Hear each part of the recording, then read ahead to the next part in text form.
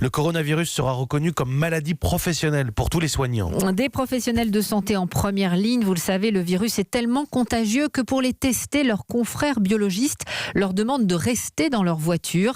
Grâce à ces dépistages, ils constatent que les médecins, infirmières ou aides-soignants sont de plus en plus contaminés. Mathieu Bock. Afin de prendre le moins de risques possible, les biologistes demandent aux patients de rester dans leur voiture sur le parking.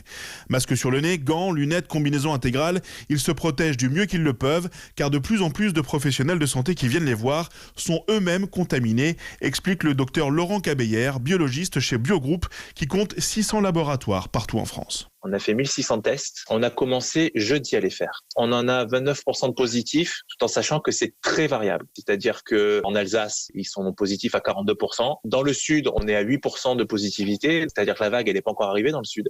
Ça va pas tarder. Sur Paris, ça monte en flèche. C'est exceptionnel. Hier, une de mes associées a fait 9 tests. Les 9 étaient positifs. Et c'était tous des professionnels de santé. On favorise les tests d'abord pour les professionnels de santé symptomatiques. Pas parce qu'on se garde les tests entre nous. C'est pour le retirer de la circulation, pour pas qu'ils contaminent tous ces patients. Et devant l'ampleur du phénomène, le docteur Cabeyère craint que son stock de tests ne tienne pas 2 jours.